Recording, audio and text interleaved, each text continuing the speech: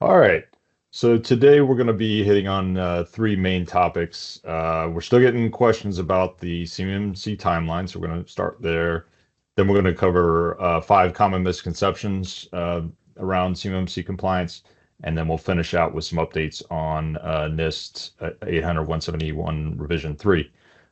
So Curtis, you are our official RPA on staff. Yep. For those that might not know what that is, maybe you can kind of talk about that a little bit. Well, RPA is it's one of the many acronyms in any type of compliance and IT work, but it stands for registered practitioner. The A just means advanced. There's two flavors. There's like your basic RP and then an RPA. To be an RPO, which Infinity is, you need at least one RPA on staff or RP on staff. But that's me.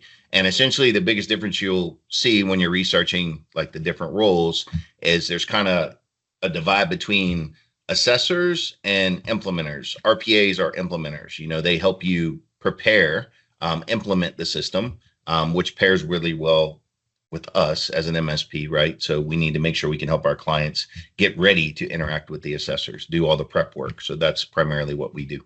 And then also try to help keep them Oh yeah, in line after they get their cert. Yeah. yeah, All shared right. responsibility matrix and all that jazz. But So you mentioned to me earlier, we're still getting questions about kind of the CMMC timeline. So yeah, why don't you walk us through some updates on that? it's not really too much updates. It's more understanding. We still have Mhm. clients or new clients or potential clients that reach out and don't fully understand where they are in the timeline, right? So, you don't really hear anymore that CMMC is not live. That's kind of gone, thankfully. But they've kind of replaced that mentality with a phased rollout mentality. Um, the biggest problem I see in there is with prime contractors, but I'll talk about that in a second and how that flow down happens. But realistically, to be completely clear, CMMC is live. We are rolling through the phased rollout, which essentially is going to be, you know, I don't want to call it a grace period, but it's really a grace period for people to start, for contractors to start including the clauses. You can today get a clause in a contract that says you're required to be CMMC level 2 with a third party assessment. That's the first thing I want to clarify. You can see that today. Like they're completely within their rights to do that. Mhm. Um, and the number of clauses that you're seeing in those contracts is starting to creep up. It's definitely not flatlined at all. It is increasing. So that's kind of where you are today as far as being in the phased rollout. But here's why this creates a little bit of confusion. The confusion largely stems from subcontractors that come to us that say, okay, I'm in the phased rollout. I want to get ready before November, which is really when you definitely need to be ready. And they think they have from now until November, but they're not accounting for their primes who are checking their supply chain and trying to check and see if, hey, all these people I need to execute, are they ready? So there's actually more pressure coming from the primes to the subcontractors Mhm. than there is directly from, the government to the prime. So it's a little bit of a gap there that I think people underestimate. A couple of times I've had new customers come to us. We start working, designing a solution, implementing. The technical side's actually not that difficult, but after we've gotten started and we're working through the policy and procedure, which is arguably the harder part, they'll suddenly hit me with a, "Hey, Curtis, I just got this notice from my prime that I need to have this done in 10 days, or something." And it's disheartening.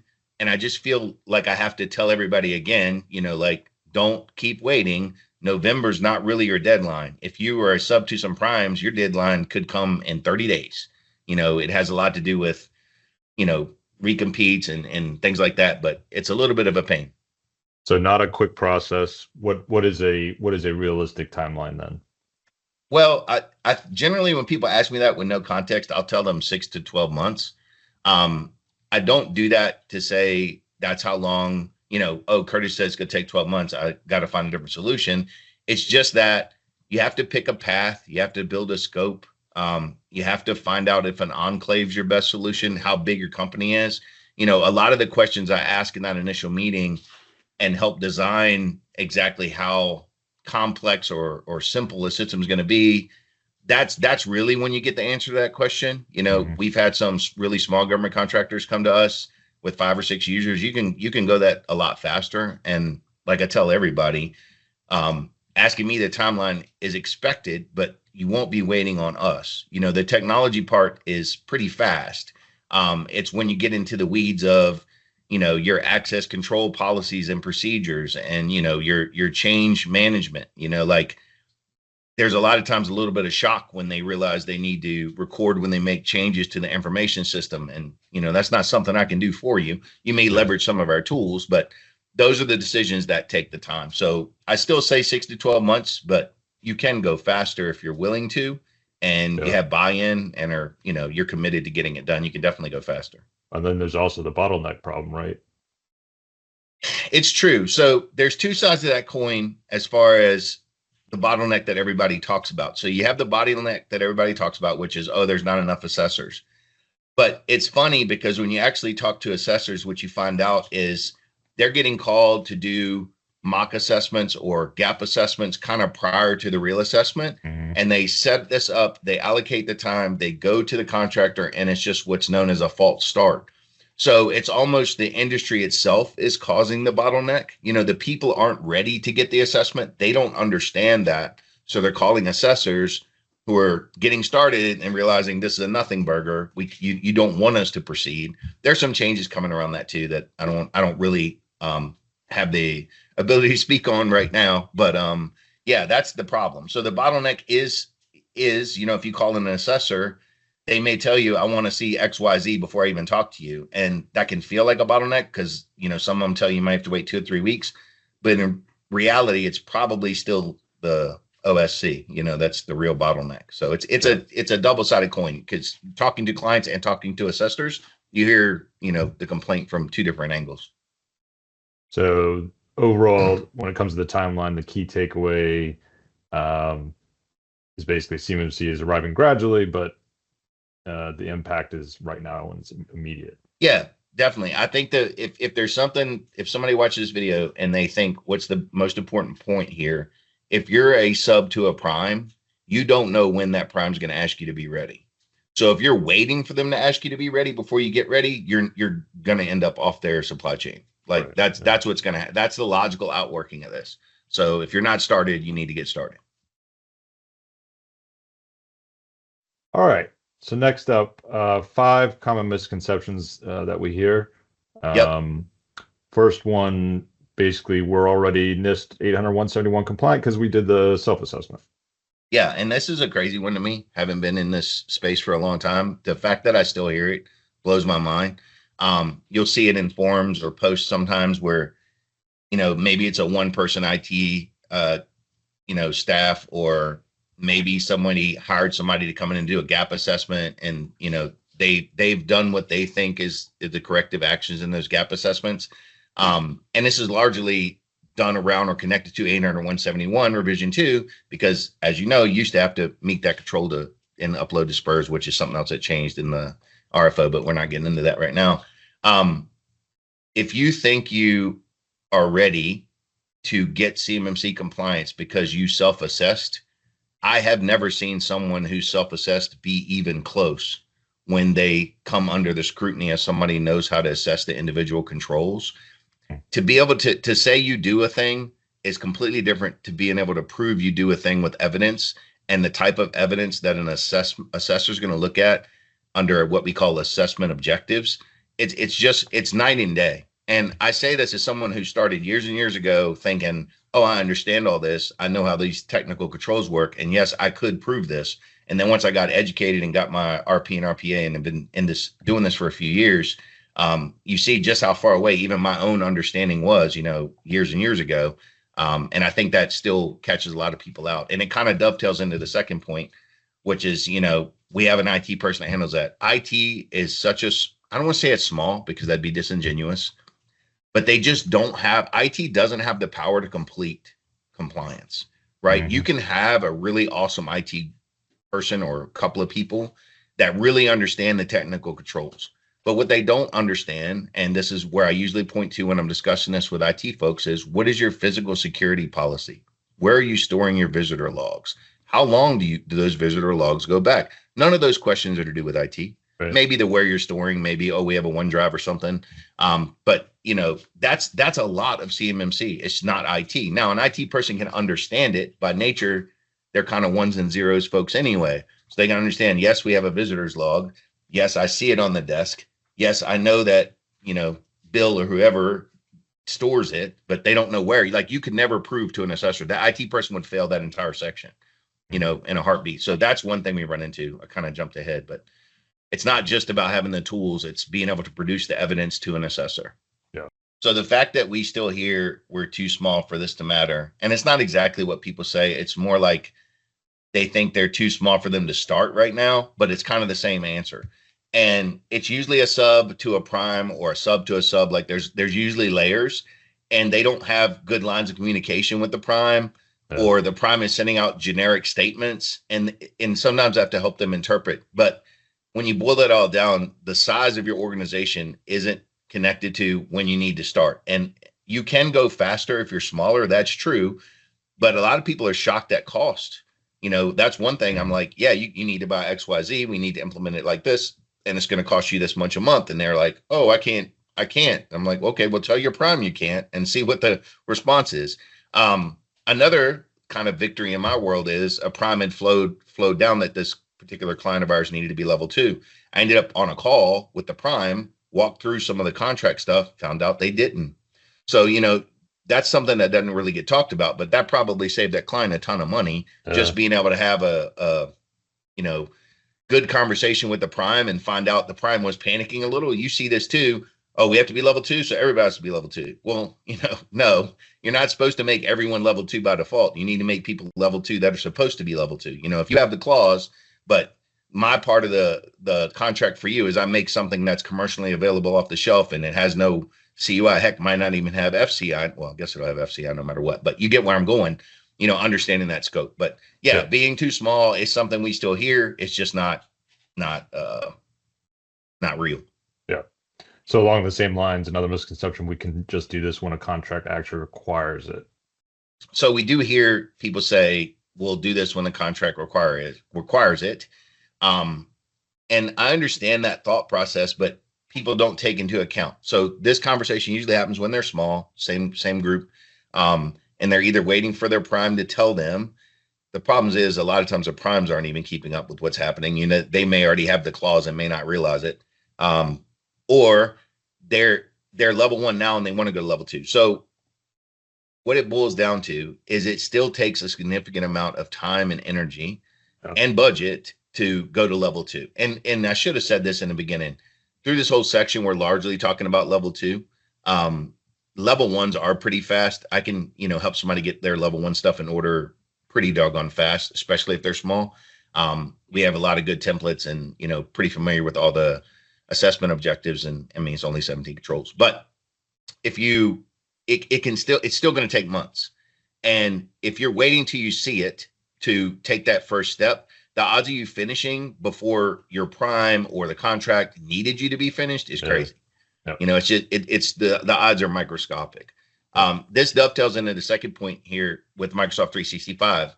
Microsoft 365 is an amazing platform. I'm not a big Microsoft fanboy or anything, but I love 365. I think it does an amazing job, and it can be leveraged. We use some of the built-in stuff as well as some of Microsoft's other tools to help meet level 1s. It's pretty much our out-of-the-box solution, but it by itself doesn't make you compliant. So, and then you have the whole line of delineation between commercial, GCC, GCC high, and then once you're in high, you have G3, G5, and now you have business premium, which is kind of a cheaper license. I was excited to see. But you can have all of that. You can, and we've gotten calls from people who bought all that. Hey, Curtis, we bought GCC. We have all this stuff.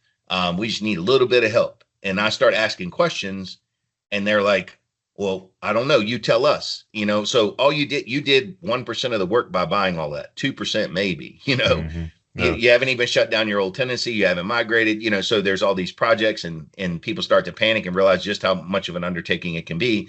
But having the product itself doesn't really, I don't want to say it does nothing, but it's not even close to being anything that I would claim. Yeah. Yeah. All right.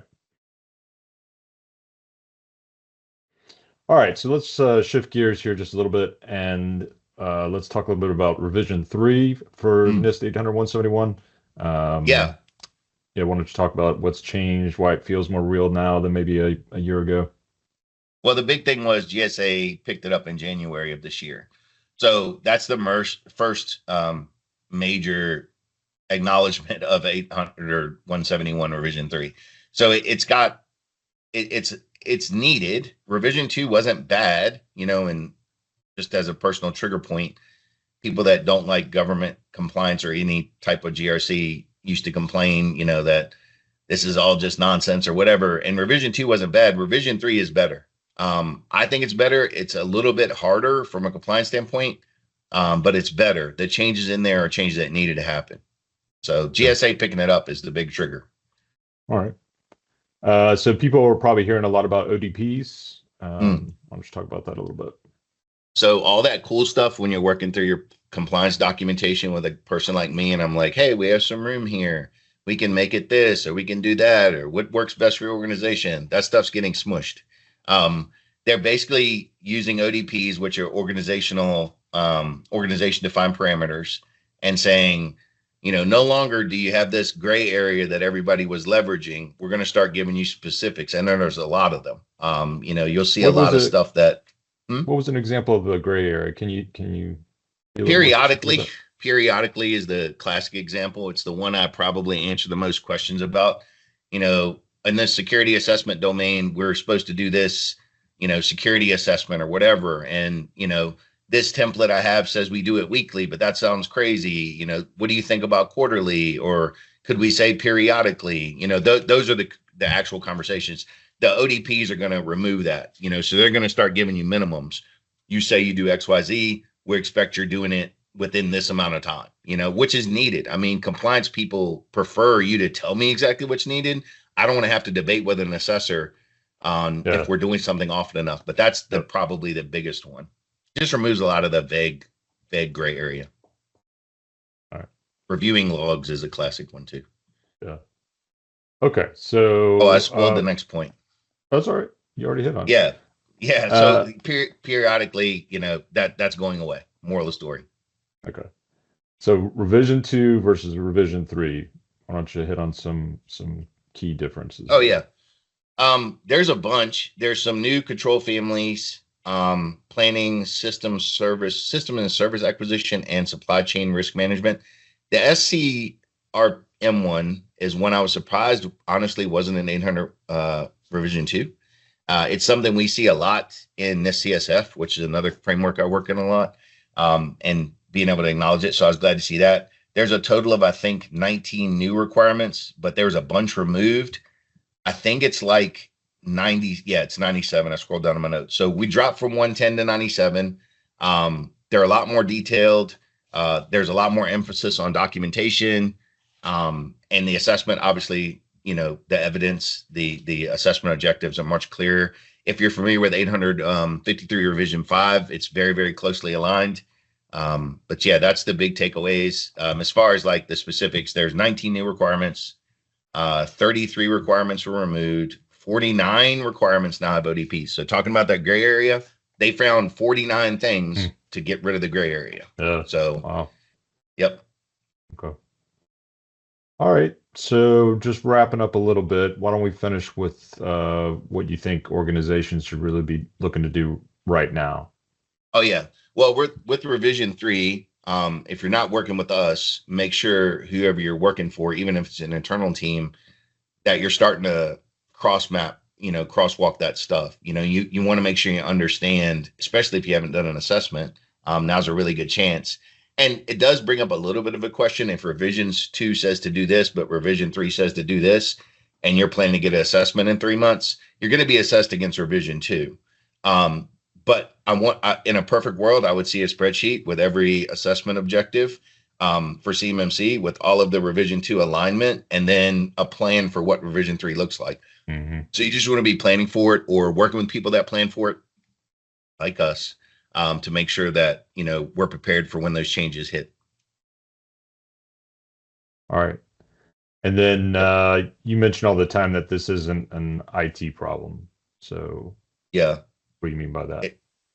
It's just, if you look at the three things we talked about on the whole, I know we spent a little bit of time about talking about 365, but it's on the whole, the three things we're talking about now are not really IT problems. You could argue that the revision 2 to revision 3 change is probably a little bit of an IT problem in some respects, but talking to your company about log reviews or how often they're storing the visitor logs we talked about earlier, a lot of that stuff just isn't IT related at all. And it's important that people understand that. That's just in the revision difference. But when you talk about we're too small, or we're going to wait until we see the prime flow it down, those are not IT related at all. Like I tell everybody, every new customer you talk to, I can solve as long as you're willing to pay Microsoft or whoever, I can solve the technical problem really, really quickly. And then all the rest of the problem that remains is just not going to be an IT problem. And that's the big thing I think people should think about and recognize. If you are a business owner or government contractor or somebody who thinks, oh, my IT guy says he's got it under control. He may. I mean, I'm not going to knock him, but go start talking to him about things that aren't IT related. What are we doing for physical security? What are we doing for maintenance by outside vendors? What are all these things that aren't IT that I need to be worried about as a business owner, and make sure you have those under control. Okay. Yep. All right. Thanks, Curtis. That was good stuff. Hope it helps somebody out there, and appreciate you guys taking time to watch. Yeah. Cool. Take care.